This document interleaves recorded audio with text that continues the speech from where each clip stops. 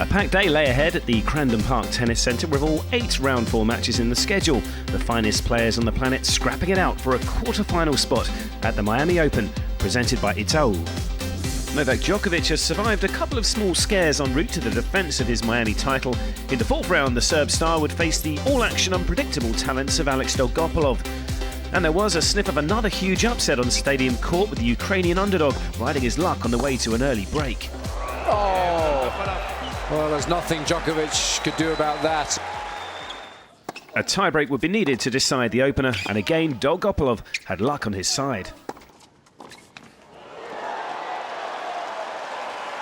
For a moment, it felt as though the match was slipping away from the 4-time Miami champion. Oh, he's made it. That was a gutsy return of serve to take on. Djokovic missed chances to go a double break-up, and having broken back, eventually the world number 1's moment arrived in the crucial 11th game. This is nicely played. Djokovic constructing the point beautifully. After what went on before, though, the final set was over in the blink of an eye. Well, there's no question that the top seeds has dodged a bullet there. Match could easily have gone the other way, and both him and I know that.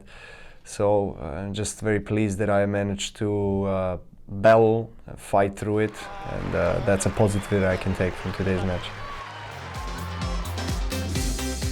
Andy Murray was bidding for his 500th tour level win against big serving South African Kevin Anderson. The British star with the early break in set 1, and when Murray's own serve came under pressure, he wasn't found wanting. Anderson came back with all guns blazing in the second set, but the world number 4 regained the momentum in the decider. That career landmark of 500 wins was just moments away. And 45 other men who have played this sport professionally say, Andy Murray, welcome to the club. Nishikori is in the form of his life, 20 match wins already in 2015, and took on Belgium's David Goffin for the first time for a place in the quarterfinals. The Japanese number 1 has breezed through his opening 2 matches, dropping only 7 games en route to the 4th round, and this clash was similarly one-sided. It was another supreme performance from the world number 5. The match was done in just over an hour, 6-1, 6-2, the final score. Thomas Berdych survived a battling 3-setter against Bernard Tomic in the previous round, but looked well on top in this encounter against Gael Monfils, taking the opening set 6-3. And when the Frenchman suffered a nasty fall midway through the second, the injury sustained to his hip would force him to retire. Fernando Verdasco broke Rafa Nadal's fans' hearts with his barnstorming 3-set victory over his compatriot in the previous round. Next up for the Spaniard, Argentina's Juan Monaco.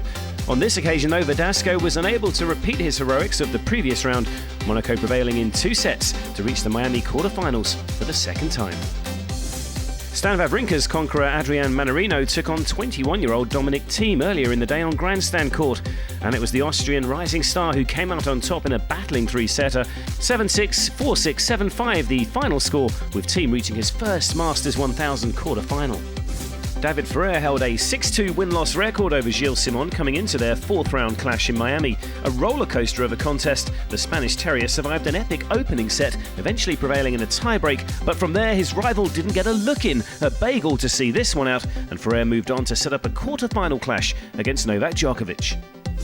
A battle of the big men under the lights on Stadium Court, with the only remaining American left in the draw, John Isner, up against Milos Raonic.